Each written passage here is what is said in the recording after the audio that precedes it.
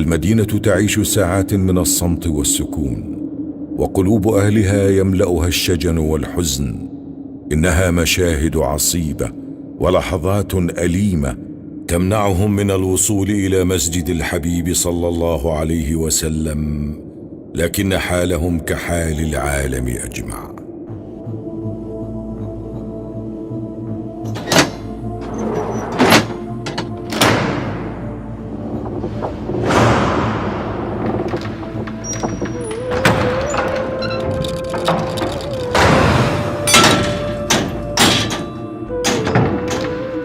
أبواب المسجد النبوي تغلق، والصلاة فيه تعلق إلا عن الإمام ونزر يسير من المصلين، ودموع خطيب المسجد النبوي تذرف لغياب حضور جموع المسلمين.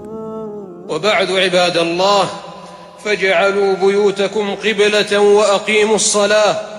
اجعلوا بيوتكم قبلة وأقيموا الصلاة، واغرسوا في دوركم رياض الجنة، واذكروا الله، وانشروا مصاحفكم، واتلوا كتاب الله، وطوبى لمن كان. لقد ضرب وباء كورونا أرجاء العالم، وانتشر فيه انتشار النار في الهشيم، وأصبح الخطر على النفس عظيما.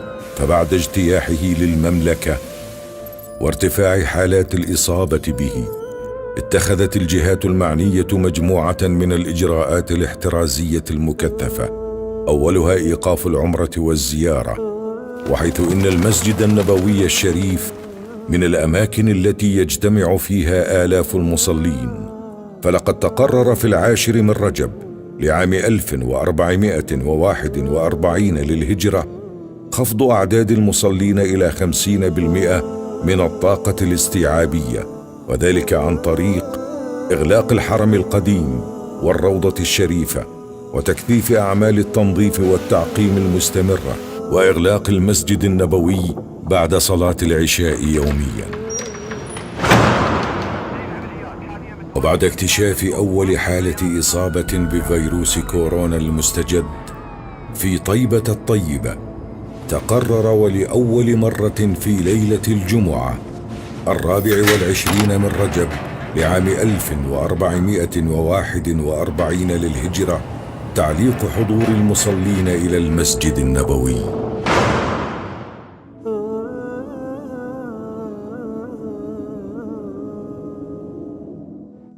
فيا الله، أبواب مشرعة أوصدت، ومصاحف كريمة تدثرت، وماء مبارك منه الحافظات أفرغت، وفرش للصلاة طويت، وحلقات للعلم أجلت، وأيد تقم المسجد أوقفت، وطرق المدينة خلت.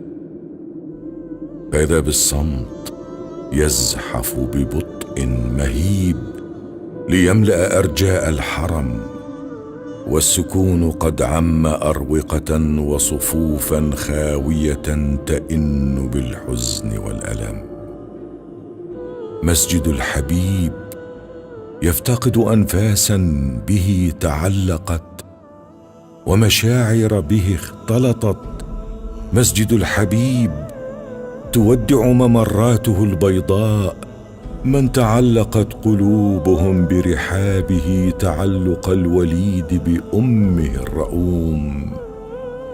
لكنها حكمة المولى سبحانه قضى أن صون النفس مقدم على جلال الشعيرة وأداء الجمعة والجماعة.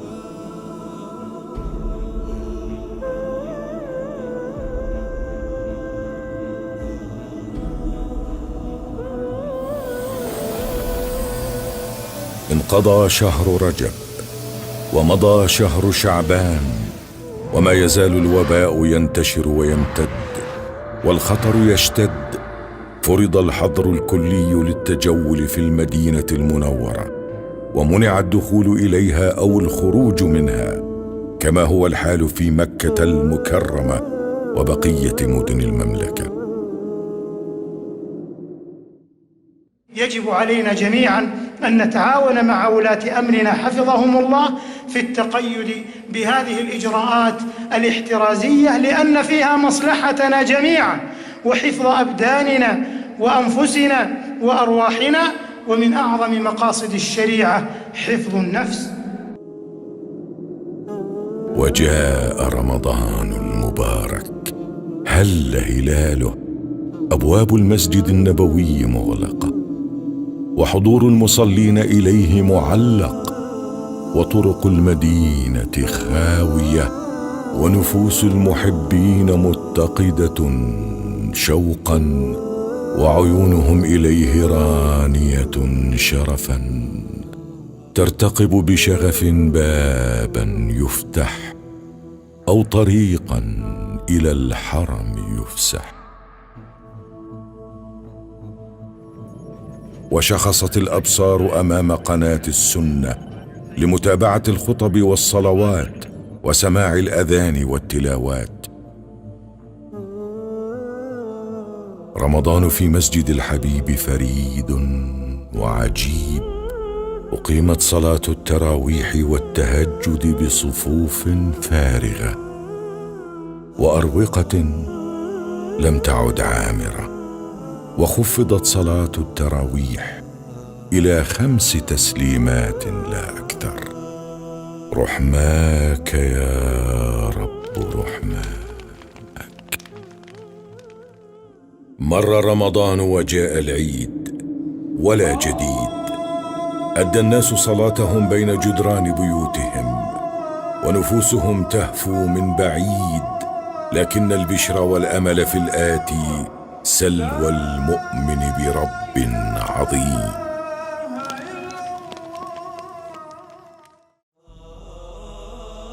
بشائر الخير لاحت من لدن رؤوف رحيم، فلقد تقرر الفتح التدريجي للمسجد النبوي بناء على الموافقة الكريمة من خادم الحرمين الشريفين الملك سلمان بن عبد العزيز حفظه الله. واستعدت وكالة الرئاسة العامة لشؤون المسجد النبوي بعمل الإجراءات الاحترازية والتدابير الوقائية وفق أرقى المعايير، وتهيئة المسجد النبوي لأداء الصلوات في بيئة آمنة صحية مطمئنة. شملت الخطة وضع كاميرات الكشف الحراري على الأبواب المخصصة للدخول، وتفويج دخول المصلين بما لا يزيد على 40% من الطاقة الاستيعابية، ورفع سجاد التوسعات والساحات كاملا. كما شددت الوكالة على ضرورة التزام المصلين بالإجراءات الاحترازية وارتداء الكمامات أثناء القدوم إلى المسجد النبوي، والتقيد بالمسافات المحددة وفق الفواصل الأرضية الموضوعة لتحقيق التباعد بين المصلين.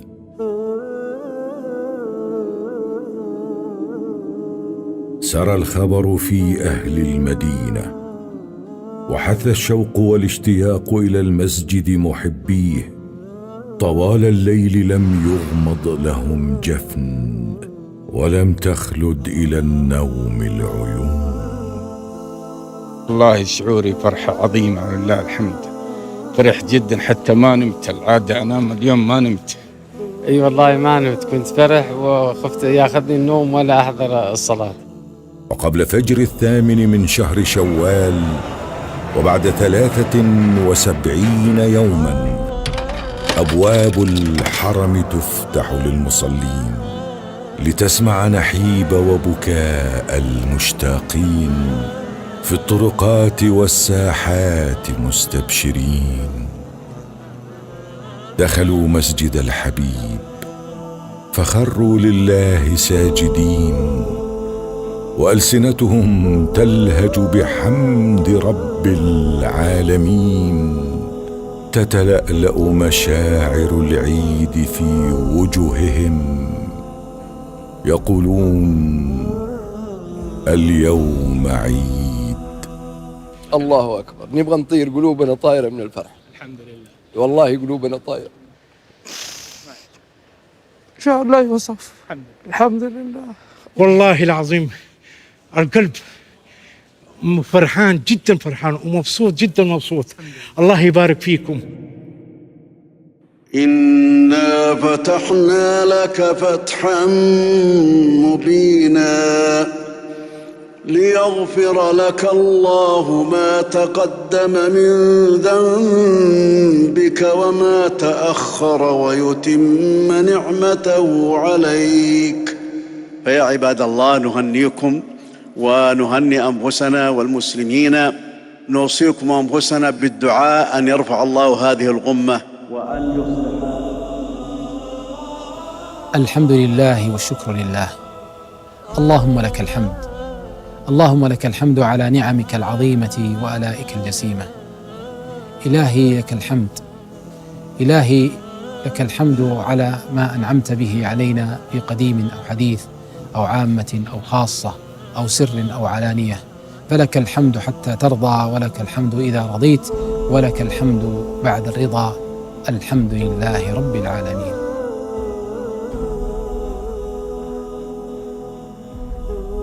سنظل نرددها في السراء والضراء. اللهم لك الحمد.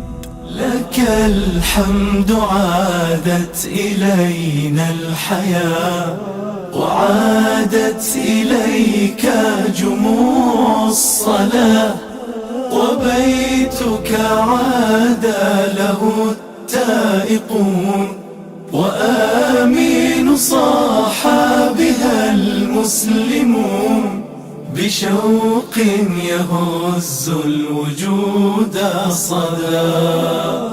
وعاد الأذان بحس جديد، وكم كان يشدو بصوت وحيد، ويذرف خمسا شعور الغياب يعانق